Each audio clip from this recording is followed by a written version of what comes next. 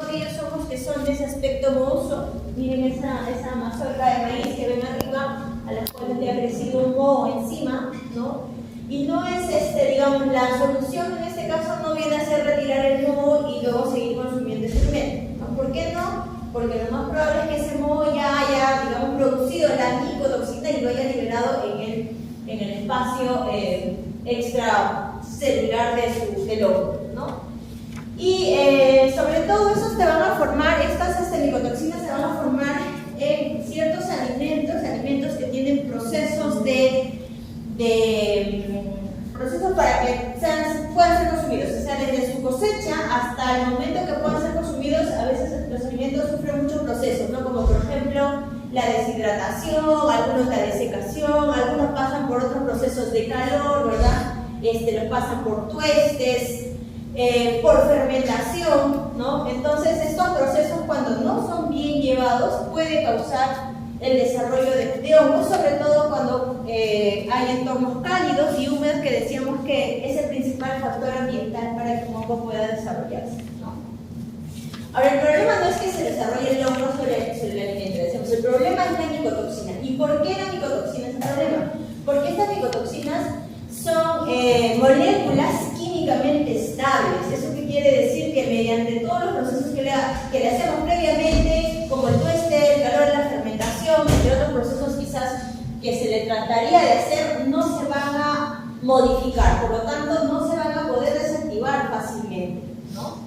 Y bueno, como dice acá, tras los procedimientos alimenticios, pues las moléculas van a seguir siendo estables y van a seguir siendo tóxicas, evidentemente. Estos mohos van a crecer en varios tipos de cultivos, es decir, no solamente en un maíz, ¿no? Pueden crecer en otro tipo de cereales, en los frutos secos, ¿verdad? Porque también pasan por deshidratación, por maduración, estos frutos secos, por deshidrataciones, o en el caso del grano del café también es bastante frecuente aislar micotoxinas, porque el café, para que pueda llegar a ser consumido, pasa muchos procesos, ¿no? Desde que lo sacan, lo tuestan a cierto grado, luego lo fermentan y luego nuevamente se seca y luego se muele y luego recién se almacena. Todos esos procesos, pues, si están, digamos, por ahí mal llevados, podría desarrollarse un hongo. Bueno, las micotoxinas pueden causar diversos efectos negativos en la salud, actualmente considerados por la OMS de los más peligrosos, porque muchos de los, digamos, de las consecuencias de salud que traen las micotoxinas son asintomáticos, más que sintomáticos. Entonces ahí el problema, porque no tienen, digamos, efectos definidos, es decir, no te va a causar, como en el caso de otro tipo de toxinas, no te va a causar fiebre, vómitos, ¿no? O diarreas fulminantes, como te puede causar cualquier otra toxina que conozcamos, o cualquier otro tipo de intoxicación, ¿verdad? Por cualquier otro tipo de agente. En este caso, digamos, van a ser prácticamente desapercibidos, pero sí va a haber un daño a nivel de los tejidos, de diferentes tejidos, daño en la piel, daño, no sé, en el sistema reproductivo, daño en el hígado también es bastante frecuente, en el sistema inmune, ¿no? Entonces, digamos, la consecuencia tras la micotoxicosis va a ser lo que se lleva después, o sea, las coinfecciones que van a estar después de adquirir una micotoxina, ¿no? Después del daño que hace, porque los daños no lo hacen, como les decía, de forma aguda, son más que nada de forma subaguda o asintomática. Los factores que van a estar asociados a la formación de micotoxinas, decíamos, la temperatura y la humedad son los factores principales para todo tipo de hongo, en este caso también para aquellos que producen micotoxinas. Otra cosa que está relacionado es la interacción con otros microorganismos, con otras bacterias, digamos llamarlo así, u otros. ¿Por qué? Porque muchas veces estos, por competencia, lo que tratan de hacer es sintetizar ciertas sustancias, como en este caso, para poder eliminar al entorno y no competir por alimentos, ¿no? Como una especie de competencia. Y eso también hace que se pueda desarrollar en mayor medida un hongo, ¿no? Y se vuelva aún más micotóxico. Lo mismo que hace el penicillium. ¿Se acuerdan cuando hablábamos del penicillium, cuando lo habían descubierto, que producía este antibiótico? Lo hacía también por un tema de competencia con otros microorganismos. Es más o menos hacen estos hongos, ¿no? Lo del si yo vivo, tú no vives. ¿Cómo? Lo del si yo vivo, tú no vives, digo. ¿Algo así? Sí, claro. Esa fue como la frase, ¿no? Que yo puse, yo vivo, tú no. Microbiosis se llama, ¿no? La relación es microbiosis. Miren, estos son algunas de las micotoxinas que tenemos. ¿Ya? Es una gran lista, de las cuales las más frecuentes son las que yo las he remarcado de azul: aflatoxinas, aflatoxinas, seralinonas y fumonicinas, pero hay otras también. Acá tenemos la gran lista de los posibles hongos que desarrollan estas micotoxinas o que sintetizan estas micotoxinas. Dentro de estas, los géneros que usualmente están involucrados en la síntesis de micotoxinas son el género Aspergillus, como ven ahí, Penicillium y Fusarium, ¿no? Los que ven ahí arriba, ¿no? Entonces son de los más frecuentes entre todas sus especies que ven ahí, ¿no? Que son varias.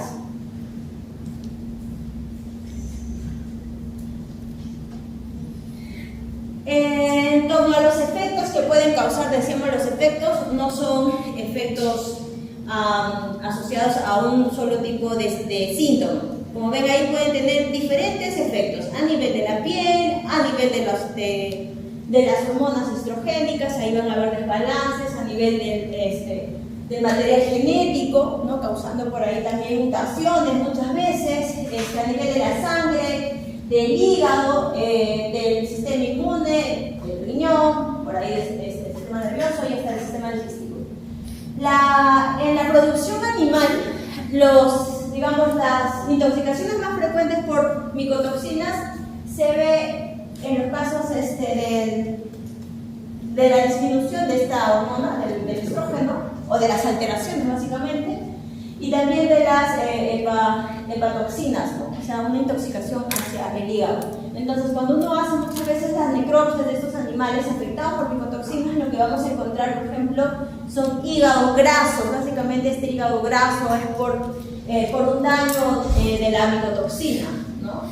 En el caso de los daños por un desbalance hormonal, esto sobre todo en los cerdos, ¿no? De crianza, en los cuales vamos a ver alteraciones en su reproducción, ¿no? Un menor número de lechones, quizás un aumento del ciclo estrogénico en las hembras, o machos que ya no pueden quizás tener, digamos, una elección por las hembras, ¿no? Todos estos hormonas son alteradas, o los comportamientos, ¿no? Van a ser alterados.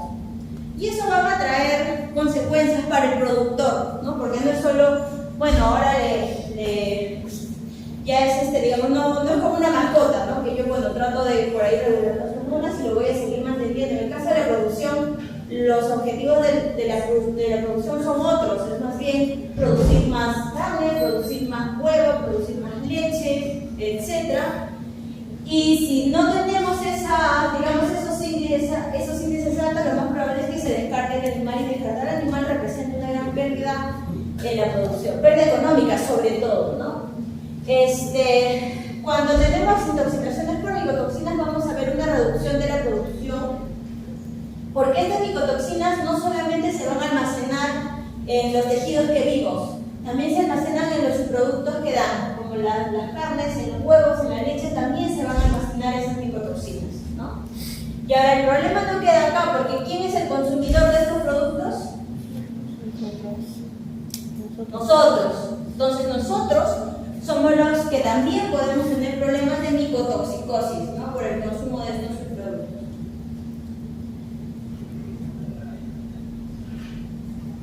Ya. Estos son algunos de los factores que están asociados a la presentación de las micotoxicosis, ¿no? Que ya viene a ser más bien la afección por las micotoxinas. Uno de los factores más importantes son con respecto a los animales, es decir, la edad del animal. Un animal muy joven o muy adulto es más susceptible. El sexo, generalmente decíamos los machos suelen ser un poquito más sensibles a ciertas cosas, pero en este caso más bien vendrían a ser las hembras por las hormonas estrogénicas. Las especies también, en este caso las especies más sensibles son las especies que están muy modificadas genéticamente, no necesariamente por especies, sino por su modificación genética, es decir, ciertas líneas genéticas más que nada. La duración de la exposición, es decir, el tiempo en el cual se han expuesto al consumo de estas micotoxinas, los hace más sensibles cada vez, porque Hay que recordar que esas toxinas van haciendo daño día a poquitos, ¿no? Día a poquitos. Los estados nutricionales o de salud en torno a la granja, ¿verdad? El manejo adecuado o inadecuado también son factores que pueden predisponer a la micotoxicosis. Ahora, en cuanto a los niveles de micotoxina, hay ciertos niveles permitidos de micotoxina que pueden tener ciertos alimentos. Porque, o sea, es imposible evitar que los hongos crezcan en un alimento. O sea, siempre van a crecer, de alguna manera siempre van a crecer. Pero hay ciertos niveles, ¿no?, que son permitidos, niveles mínimos. Si nos pasamos de esos niveles mínimos, entonces ya quedaría descartado el consumo de sus alimentos. Ahora, en la exposición a las micotoxinas, tenemos de dos tipos, ¿no? Los animales generalmente tienen una exposición directa porque ellos son los que directamente consumen muchos de estos productos. Nosotros también, obviamente, nosotros consumimos café, frutos secos, productos deshidratados, ¿verdad? Pero en los humanos hay una forma más de exposición a las micotoxinas, que son de forma indirecta. ¿Por qué? Porque nosotros consumimos los subproductos de estos animales, ¿no? Entonces, en el caso de los humanos se da de las dos formas y en los animales principalmente la directa.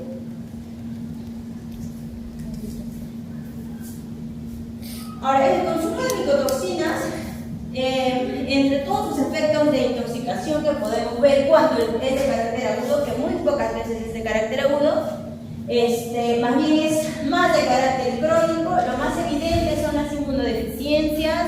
Decíamos, en el caso de los animales también es evidente otro tipo de intoxicaciones como el desbalance hormonal o la del hígado, pero en el caso de los humanos está bastante asociado, por ejemplo, a la presentación de cánceres, ¿no? Entonces, en la actualidad es por eso que la OMS también lo considera como una enfermedad, no como una enfermedad, sino como un problema, ¿no?, peligroso para la población humana, por sus efectos carcinogénicos que puede tener el consumo de micotoxinas.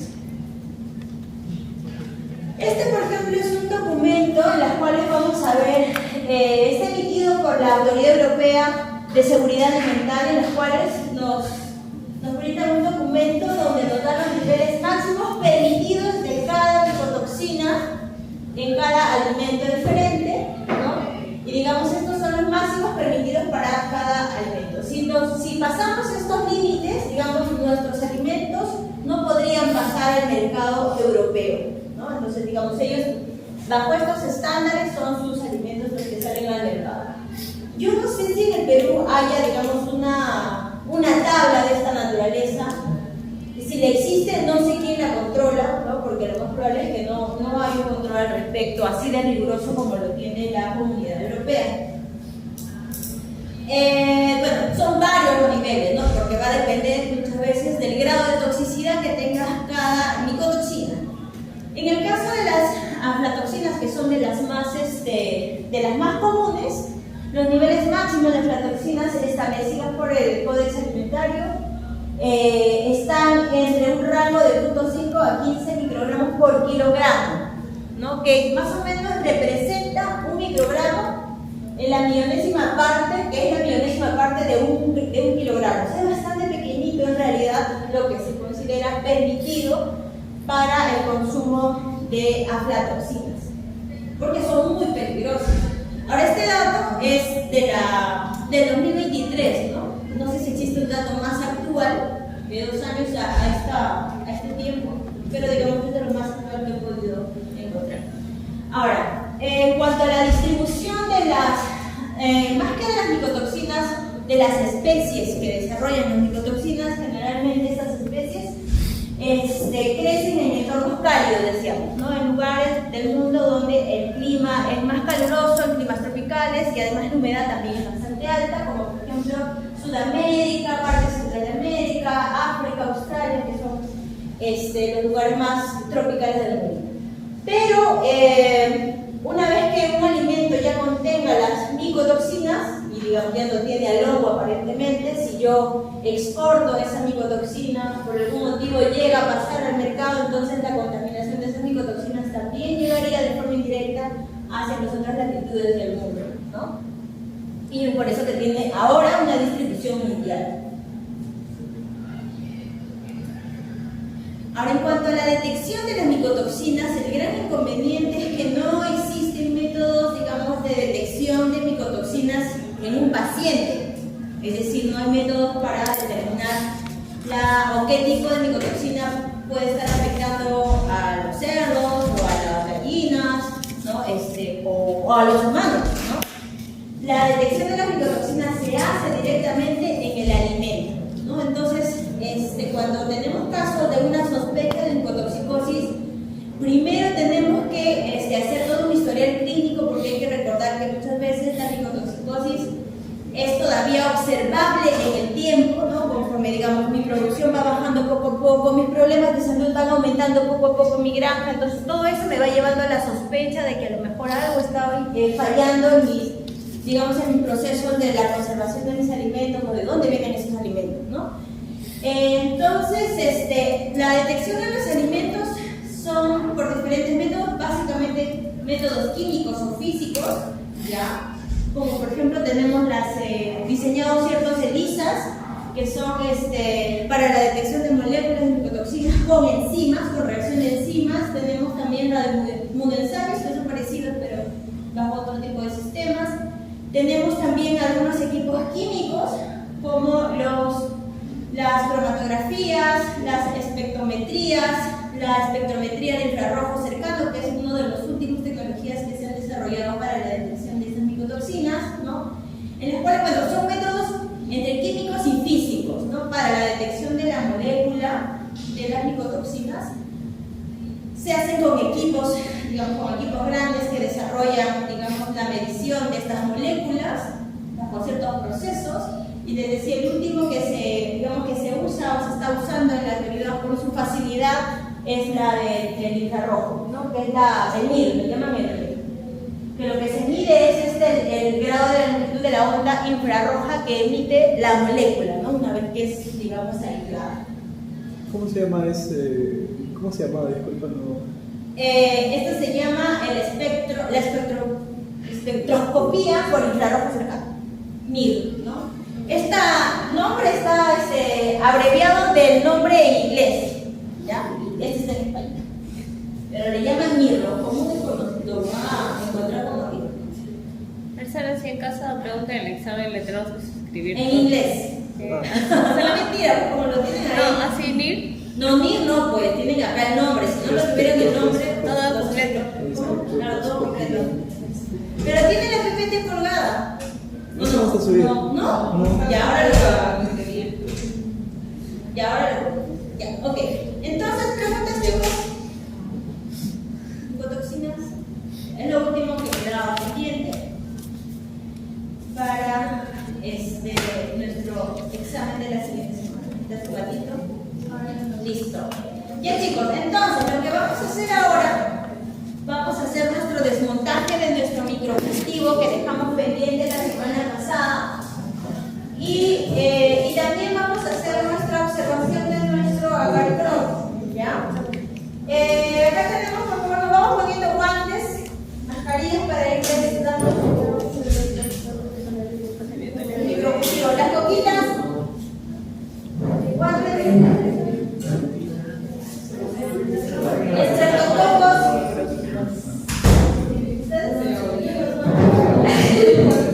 bacilas,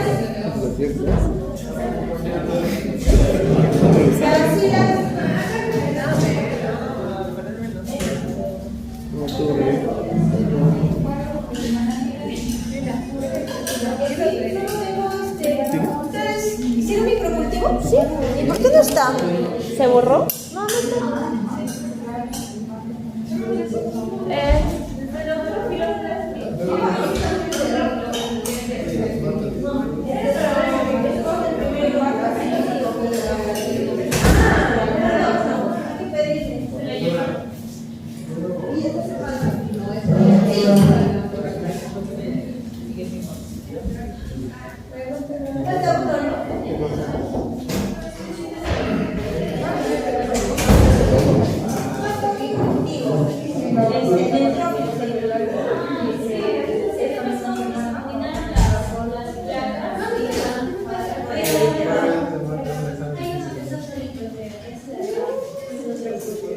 Ah, ya, hemisferio.